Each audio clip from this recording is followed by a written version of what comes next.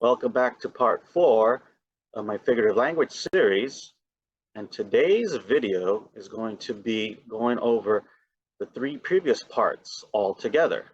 And again, as I did in part 1, I talked about simile, part 2 was metaphor, and part 3 was analogy. So what this video is going to do is just kind of do a condensed outline of all 3 all together, and just basically it's to help you, the viewer, decide when would you use one of these 3. What situation do you think you would need to do each one? Okay, so if it seems a bit vague and you're not impressed with the examples, I suggest you head on down to the description below. I've got all 3 links of those videos down there. Click on them and I go over each one very specifically. So this video is just kind of a wrap up and just to kind of give you an idea of when would you want to do one of these. Okay, so let's go ahead and take a look at each one of these now.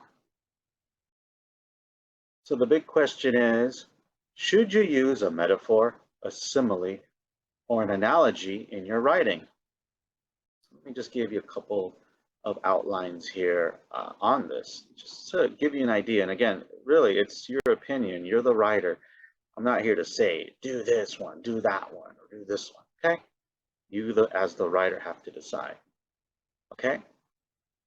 So just keep in mind here that while all 3 are closely related, it's smart to understand the differences. This will help you decide which one to use in certain situations. So once again, here are the basic definitions for each.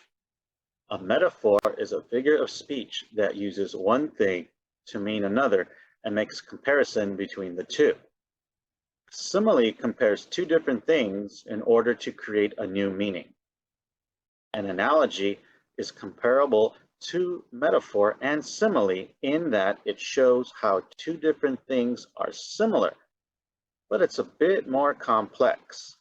Now, I did do videos on these previously, so if you head on down to the description below, you can see part 1, 2, and 3, and to get a better understanding of what each one does. Okay, so if you're still scratching your head at this point, please head on down to the description and click on those videos now. Let's take a closer look at metaphor. And remember, metaphors use one thing to mean another. So when someone says he's become a shell of a man, we know not to take this literally, even though it's stated directly, as if this person had actually lost his internal substance. Okay, so this is just another example of metaphor. And again, I've got a video on it. Please head on down to the description if you would like to see more examples on metaphor.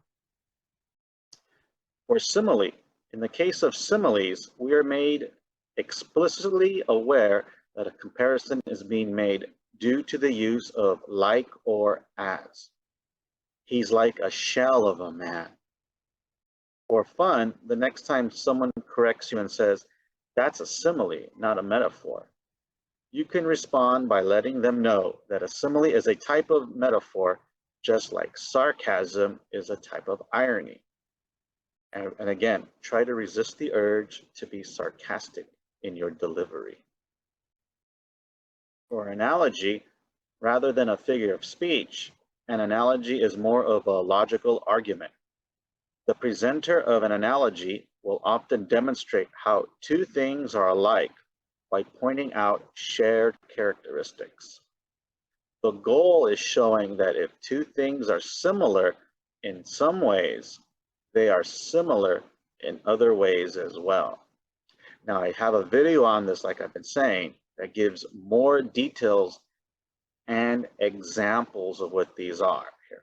I'm just kind of wrapping this all up here. So these are my explanations on what each is.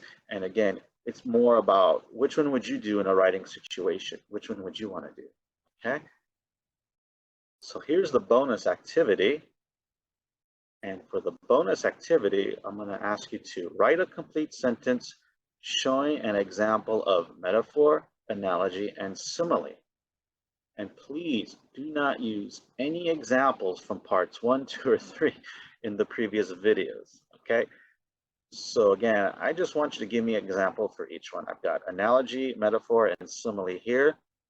And just give me another example. Write one on your own entirely.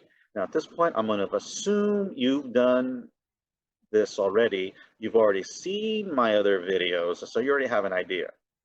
If you're looking at me right now and saying, well, he didn't really say anything, what exactly is he talking about? Again, go to the description down below, click on those 3 videos to watch. Okay. So that'll do it for this 4-part series on figurative language. And I hope you found all of these videos beneficial and informative. And if you have any questions, please send me an email. I'll leave a link in the description down below, not just this subject, but anything, and I would be happy to go over it or make a video about it. Okay, and if you've followed me this whole way through this series, thank you so much for all of your support and for spending part of your day with me. I really appreciate it, and I look forward to seeing you on my next video.